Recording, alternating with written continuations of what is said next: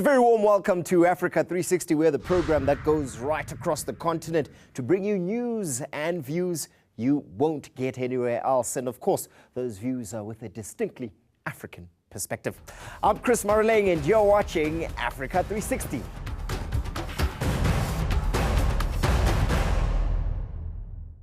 Think, talk and walk African, because otherwise we will continue to blame the Chinese for colonizing the continent when they are doing what we can do ourselves here.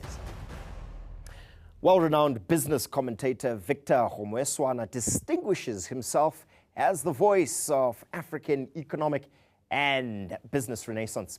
For over a decade, he's been traveling throughout the continent to specifically highlight the most fascinating business stories and their impact on the future of Africa. And he has a new book, and it's out, and it's called Africa is Open for Business. 10 years of game-changing headlines, which focuses on the positive stories of doing business on the African continent. Today, here on Africa 360, we talk to none other than Victor about his new book and also go deeper into our discussion on why Africa has such an amazingly good story to tell. Well, joining me right now is none other than Victor Kgomoeswana. He's an African business specialist and, of course, author of the new book, Africa is Open for Business. A fantastic read, Victor, reflecting, in my view, on some of the pitfalls, the opportunities, and indeed the great challenges in doing business in Africa. What made you decide to do this book? Yeah. There are many reasons, Chris, by the way. Thanks for that positive feedback. But how the book came about was actually very funny, because I'd been thinking about writing a book for a long time, maybe 3 years. Yeah. Then I had drinks with a friend. I was about to do my radio show, and she asked me a simple... I hope you weren't drinking before your radio show. No. The drinks, there's coffee, there's tea. Hey, no. Can you imagine if people find out that all these years I've been talking about Africa was because I wasn't sober? That wouldn't be a very good representation. So she asked me, what do you do with these podcasts every week that you do on radio? And the initial thought was, why would I want my own podcasts? Because if I'm doing a show 2-3 slots every week, why would I? And immediately thought, wait a minute, that's it. The podcasts, if I went back to reflect on them, would tell me what the trends have been over the past 10 years. What are the main trends that have emerged? So I immediately took out a laptop, an iPad. I wrote 50 headlines that I thought were the main headlines of the past 10 years. And if you look at the book, you'll see some chapters are based on countries. Yeah. And some are based on countries, but plus a theme. Like Zambia, I talk about the mine and royalty tax and the windfall conundrum. I talk about Uganda and the oil sector. Because for the past 10 years, I've read about Uganda and oil, but it hasn't really moved that far. So I see it as something that could do well for Uganda if it's done properly, and that's what they're trying to do. But then there are also personalities, and there are also themes like the mobile money theme, and just how to do business on the African continent. But what I found most exciting about your book is the accessible way in which you write. Correct me if I'm wrong, but when I look at the numerous chapters that you've written, I think about 50 chapters here. They're really a bunch of short essays. Very short very essays, easy to read, and about the various topics that you touch on. I'm glad you mentioned that. You don't have to read chapter 1 before chapter 2. You can look at the headlines and decide which one excites you. We've even grouped them. So the East African chapters are together, the West African chapters are together, and then there are those that don't really belong in any region. They are also together. So the idea was exactly that, because these are headlines. They are independent of each other, but they are united by the fact that they point to the positive story that Africa has told with the business developments that have happened over the past 10 years. Let's talk a bit about that, Victor. The criticism about people like you and me is that, we're a bunch of afro-optimists. Afro-optimists, How do you reconcile this fact in this book, that the criticism about you in many ways is that, look, you're just an Afro-optimist. You're not real, Victor, are you? I'm not real, Well, if you have gone to the 25 countries or so that I've visited, which means you have been to airports that are not particularly OR Tambo International, and you have stayed in some hotels that you might be calling 3-star, but they are not really 3-star. And you have been in matatus, and you have been on borders, and you have been... You have a fair idea of what it takes to do business on the continent. But again, I'm African, you're African, and everybody else who's on the African continent is African. You have a choice. Yes, I'm unashamedly afro-optimistic, which means I deliberately go out and find a positive story. But in business, Chris, we manage risk. We don't avoid it, and definitely we don't deny it. So there is a risk of doing business on the continent, just like there's a risk of doing business in the US, in Europe, in Australia, anywhere in the world there's a risk. A risk of corruption, a risk of poor governance, a risk of reporting not in. So I am sure that, yes, we have to be positive deliberately, because there's too much talked about that's negative on the African continent. But then, Victor, why is it that investors, in many instances, including African investors, ourselves, why do we stay confined to the stereotype of Africa as a basket case, as famine, conflict, corruption, all of those negative things? What is it about us and indeed about the rest of the world that frames Africa in such a negative light? 3 things. One is where we stand. When we talk, often when people talk about the rest of the continent, they are doing it from Sandton or from Cape Town.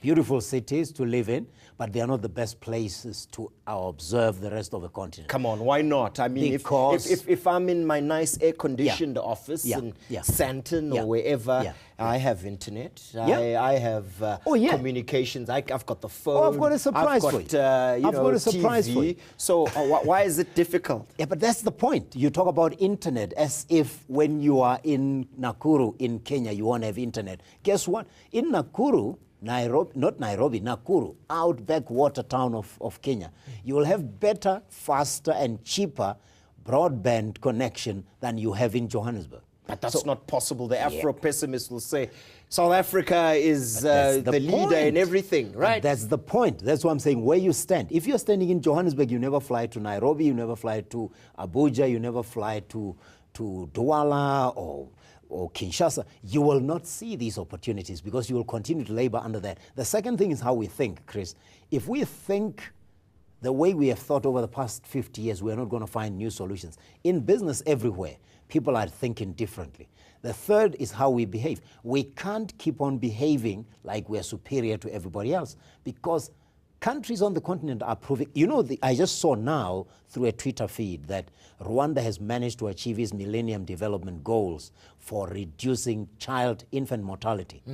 Now, you'll think it was just a business story, but here's a country that 20 years ago was reeling under the genocide, but it has managed to not only move to be number 1 on mainland Africa, because they are 32 at the moment ranked. The only other African country ahead of Rwanda is Mauritius.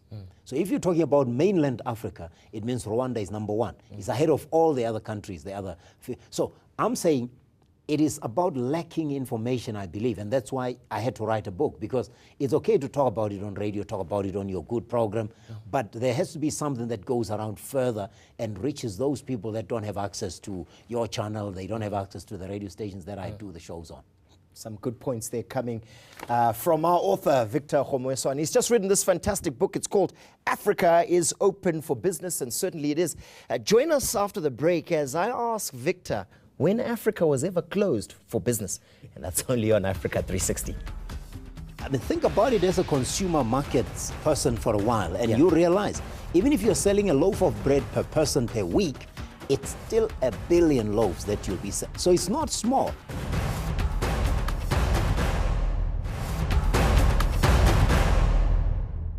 Welcome back. If you're just joining us, this is Africa 360 today. We're in conversation with African business commentator Victor Kgomoeswana. Victor, before we went to break, I said to you, interesting title, Africa is Open for Business. 10 years of game-changing headlines. That's the title. And my question to you is, when was Africa ever closed for business? Tell us why this title. It was never closed, except relatively speaking, it wasn't offering as good a return as it does now. So you could invest in Europe, or Europe or the first world, developed countries, the USA. The companies like Microsoft were making billions of dollars selling laptops and computers and softwares to first world countries. Now it is the era of emerging markets. That's it. If you look at the growth, if you look at the returns, and Africa has been demonstrating better returns, even better than other emerging markets. I'm talking about China, sometimes India, sometimes. So it was never closed, except now, because it's the era of emerging markets. Africa is offering the better upside. And the better upside is reflected in chapter 2, none other, right at the top of your book, where you say Africa compared to other emerging markets. And here you make some fantastic and fundamental points about why Africa looks so good. You point out that 5 of the fastest growing economies are where none other than Africa. Tell us a bit about that. The sustained growth over a period of 10 years came from Africa, right? But most of all, it's one thing to talk about the economy growing, because you are measuring GDP growth. Businessmen will like to say, how about the sales growth for individual companies? Boston Consulting Group ran a survey and took 40 multinationals, African multinationals, the Standard Banks, the ShopRites, put them into one basket and created an index. And they compared the growth of that index in sales growth and found it outperformed S&P 500, Nikkei, DAX, CAC, even. And they outperformed them on sales growth, on profit growth, and on compound annual growth rate over a period of 8 years. Where the afro-pessimist is going to jump at you and strangle you on the throat, Victor, and say, listen, yes, they're doing so well in terms of sales growth, also in terms of GDP, but they're starting from a very low base, a lot of these economies. And that's why they seem to be outperforming the bigger countries. But when you talk in terms of volumes, it's a different game. You're talking of small value compared to the growing and more developed markets or economies. Not if you look at 1 billion people, Chris. I mean, think about it as a consumer markets person for a while, and you realize, even if you're selling a loaf of bread per person per week, it's still 1 billion loaves that you'll be selling. So it's not small. The only difficulty is, of course, you're still having 54 countries. And trading across borders is difficult. But that's getting better. And that's where the open for business comes in, because there are new regions that are being formed, right? But coming off a low base, yes, of course you're coming off a low base. But I'm saying the upside that Africa offers for the next 50 years, you'll find that there'll be a lot more coming out. Because remember, the 54 countries are going to eventually be trading as one block. When you look at Africa, yes, you have 1 billion people, but 54 countries. So the mistake that a lot of businesses make is that they look at Africa as those individual countries. Tell us a bit about that and why we need to change the way we think. You need to think regional. You need to think regional. Because think about South Africa. When you go to OR Tambo International Airport or Durban International Airport or Cape Town International Airport, you meet people who are traveling not with this as their final destination. So South Africa is still the gateway to the Southern African region. People are flying on to Mozambique, to Swaziland, to Lesotho, to Zimbabwe. Just like when you land in Nairobi, and actually I wish you could be on a Kenya Airways flight, because when you land in Nairobi, Jomo Kenyatta International Airport, they will announce about 6 connecting flights. They will say, if you're going to Brazzaville, go to Terminal 7. If you're going on to Bujumbura, go to Terminal 8. If you're going on to Goma, if you're going, so to show that the country that you are landing in is not necessarily the final destination. So when you think of Kenya, think of it as part of the East African community. When you think of Nigeria or Ghana, think of it as ECOWAS. Now, ECOWAS has 300 million people plus in 15 countries. The EAC, the East African Community, has about 140 million people, but if you add Ethiopia with its 80 million and both two Sudans, you are now moving to close to 300 million people as well. That tells you now, all of a sudden, what could look like a small market of Rwanda with 11 million people could be the gateway to 300 million people. Because these regions, Chris, are every day creating more and more commonalities. They are forging a more common customs union to make it easier for you to trade. And tell us about, as we're talking about the way to think about Africa, is this analogy of the shoe salesman. Tell us a bit Yeah, about that. you know the analogy. The people say, well, there were two salesmen who were selling shoes. They landed, they were deployed to one country. When they got there, the people were very much primitive, not wearing shoes. One salesman said, no, I'm not going to waste my time here. Look at these people barefooted, jumping out of trees. I'm not going to be able to sell any shoes. Caught the next plane or whatever bus it was, went back and said, nobody wears shoes in that country. The other one stuck around and thought, well, and he phoned the head office and said, listen, send stock of different types and sizes of shoes. People don't wear shoes here. We are going to teach them how to do it. So when you see a backlog, think about it as an opportunity to do business. And I'll prove it to you. At the moment, Safaricom in East Africa is fast growing thanks to something called M-Pesa, mobile money. They took advantage of a backlog in the banking services of East Africa. They used cell phone technology to create a solution that has been exported to India. It has even been exported to South Africa, by the way. We call it e-wallet here, we call it cash send, we call it all kinds of things. But effectively, it was the Kenyans who took technology out of the UK, put it together with the fact that, well, if we have technology and we have lack of access to banking, we don't have a problem. We have a challenge, but a backlog can be converted into an opportunity. That's an interesting place for us to stop. Do stay with us after the break, because we'll be asking Victor Kgomoeswana why it is from Abidjan, indeed, to Nairobi and Cairo, to the Cape here in South Africa, that Africa is open for business. And one of the key faces of that business increasingly on the continent is China, and what that means for you if you want to do business on the continent. Only on Africa 360. But I think about it and I say, what would China do? I mean, if you are running a country and you need minerals, you need resources, and one continent is willing to offer you those continents, then I would go and cut the same deal.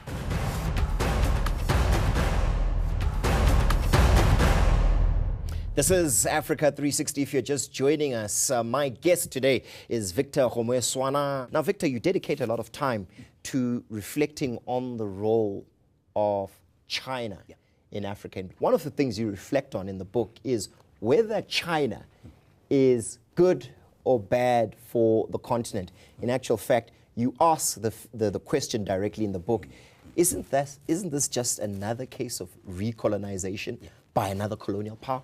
What's the verdict? Well, I don't know. I don't think it can be either, Chris. But if you were in the 1950s, $100 million in FDI, trade, and you are now 120 or so billion, as a China, you have done pretty well with one region. And that's good for Africa if you are getting investment coming in. The problem with investment is on what terms that investment is coming in. If it is coming in on the basis of take the raw minerals out of Africa, export them to China, manufacture goods, export them to Africa at 10, 20, 30 times the price of what you took out, then yes, there's a lot of exploitation. That's not an even situation, because the trade balance will never be there. Yeah, but here's the thing. Why is it that China has been so good in selling this idea of it investing in Africa as part of a developmental, solidarity, political imperative? But at the end of the day, when you really look at the figures, China is like any other investor. They're interested in that return on investment, and they're very, very focused on national interest, but from the China perspective. Yeah, I think, and I think former central banker of Nigeria said that in a letter that was published. Sanusi, and he said, stop thinking of them as a fellow developing country. They are not a developing country. They are an investor. But I think about it and I say, what would China do? I mean, if you are running a country and you need minerals, you need resources, and one continent is willing to offer you those continents, then I would go and cut the same deals. Because how they do it, often they come into a country, and this is where they're taking advantage of a fragmented Africa. They can cut a whole lot of bilateral deals with countries. Have you noticed how the Premier of China, when they're in Africa, will go to Nigeria, South Africa, and Tanzania?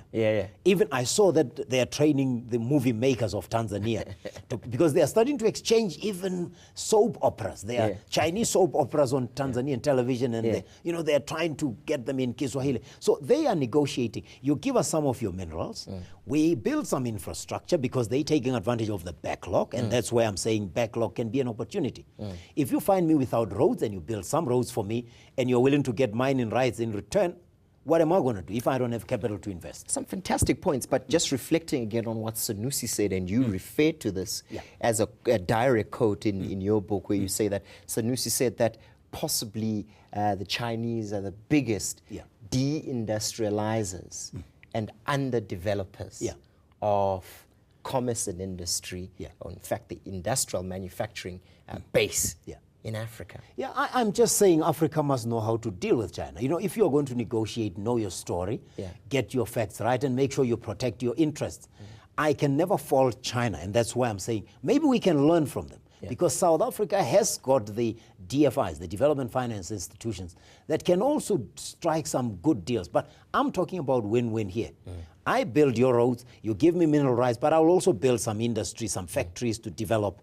That way you win, you get the FDI, you get the infrastructure, but I also get to expand my commerce. So that way is a win-win. What I don't like is when they take everything out and they bring good, because we will continue, yes, to not industrialize. Companies, they are entrepreneurs in Africa, in South Africa, everywhere, who are trying to build their own manufacturing capacity. If China can take advantage that it can do low-cost manufacturing, bust your borders, get the goods in, even with the customs duties, be able to sell cheaper, then yes, they are deindustrializing. But I'm saying again, what would I do if I had 1.6 billion people and I had to create jobs and I had to keep my economy growing? I'm sure I was going to do the same. Talking of national interest and hard-nosed focus, there's this question of Nigeria.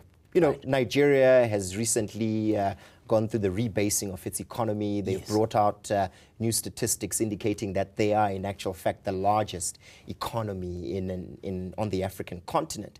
What are your views on this rebasing? Do you reflect on it? Is this why we are now open for business? No, I had to actually change, because when I wrote the book, I finished the chapter on Nigeria. There are 2 or 3 chapters on Nigeria there. When I finished the book, they were still second largest. And after I had written and we were going to print, it had been the largest, so I had to go and change.